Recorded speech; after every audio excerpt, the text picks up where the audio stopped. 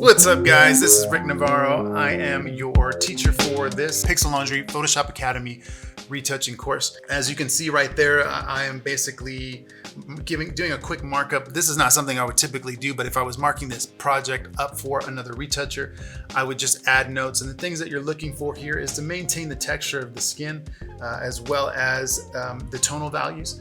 But you're also going to be editing those two particular areas specifically in order to get a nice, smooth, natural look in your retouch. And the way you're going to do that is through frequency separation. I have a free frequency separation action for you down in the show notes, so be sure to check that out. Also, if you're not familiar with frequency separation and the technique that we use to do that type of retouch, be sure to check out the video in my video series on frequency separation. So now basically I'm just going through and with a healing brush, I am going through and kind of in the high pass or the high filter layer, cleaning up the skin of any blemishes, any sort of aging or unsightly moles or acne that may need to get cleaned up. One thing to be careful of is when you're using that patch brush as opposed to the patch tool, if you'll notice just these little blotchy areas where like you brush over it, and it's supposed to be using the ContentAware function of Photoshop to eliminate whatever you're brushing over. But a lot of times it's going to blur the skin if it's not entirely sure. So you lose your texture. So you want to be real careful. Basically, I went back through and with a patch tool, went back and looked at anything that was blurry or soft or where I was losing any sort of texture and redid those areas so that way I wasn't blurring out the texture, but I was maintaining texture that keeps that skin looking like skin, but it also gets rid of the acne at the same time. And then right now I'm going through the low pass and adjusting anything tonal values or tonal wise that could be potentially affecting the image. We're trying to even out the skin. She's got pretty decent skin, but some of these areas, especially after you've gone in and messed around with the texture, sometimes they introduce new problems.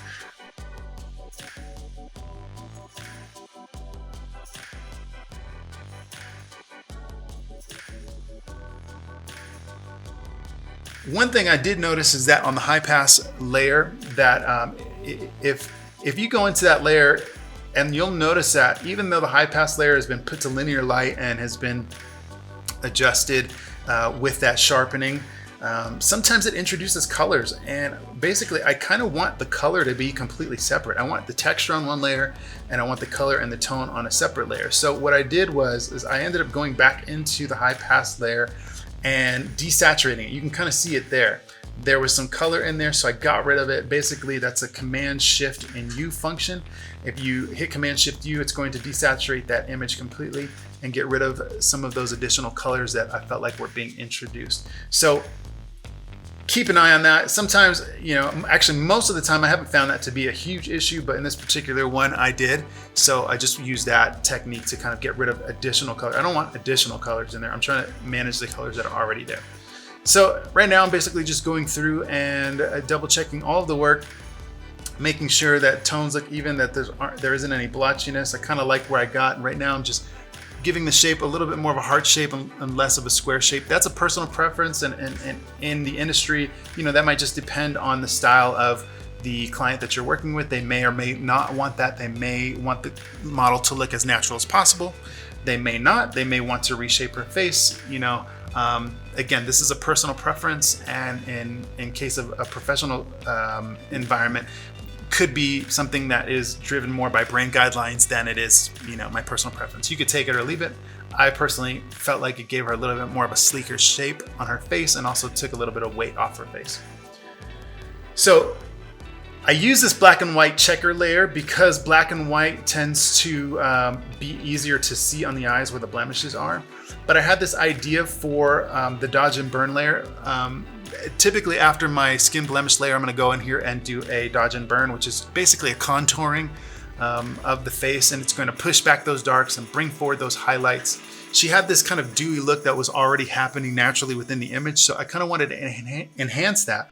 But instead of maybe just painting with a brush or going down to the molecule and painting every single pore, I wanted to use what was already there. So basically I'm using in the channels if you'll notice down here in the channels on the lower right, I've duplicated the blue channel and dropped out a lot of those blacks and made that super contrasty. So I'm basically creating a mask in my dodge layer so that I can selectively highlight some of these dewy parts of her skin and use what's already there and basically just enhance it.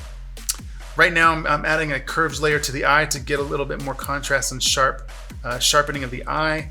I put an S curve inside of that particular layer, and then I believe I just feathered the edges. So that's a technique you can use to kind of sharpen. I'm also going to go back in here with a sharpening layer later to kind of just give it a little overall pop to certain areas. Right now I'm filling in the eyebrows. I created a custom eyebrow brush based off of one of the little hairs in her eyebrow because I just wanted to fill them in just a little bit. So I defined a preset brush sample here, and in my brush parameters or my brush settings, I'm going to manipulate some of these settings to kind of give me the texture and give me something a little bit more realistic. I'm not going to be painting entirely with this brush. It's just basically to fill in the gaps and give a little bit more texture. So I go through here. I'm going to do the same thing for the eyelashes as well. I probably keep these brushes or I'll continue to refine them as I'm working on more and more beauty images. So that way I've got something in my library that will serve me down the road. So I'm getting closer here to something that I want. Again, this is just a filler, and instead of filling it with a dark tone or a dark just flat color, we want to maintain that color, maintain that tone. So I'm painting on an additional layer, just some texture. Right now it's going against the grain, so it's not quite there, but I'm able to kind of manipulate it into a place that I'm happy with, and then with a transform, go ahead and bend and warp that so that it follows the natural grain of the hair a little bit better. It's also going to soften it up by stretching it just a pinch. So again, her eyebrows are already pretty good, so we're just basically filling in. And you're going to see me repeat that same process here with the eyelashes, just to kind of fill them in just a pinch, just a pinch.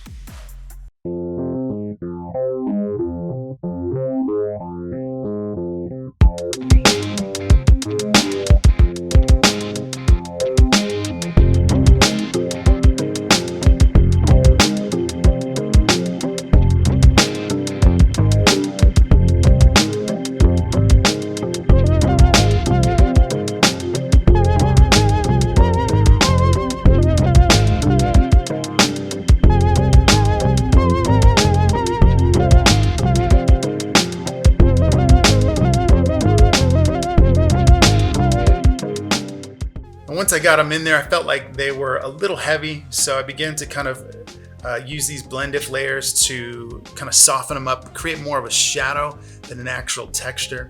But you can see by doing this, it's adding some volume to those lashes, which draws your attentions to the eyes and throughout the image overall.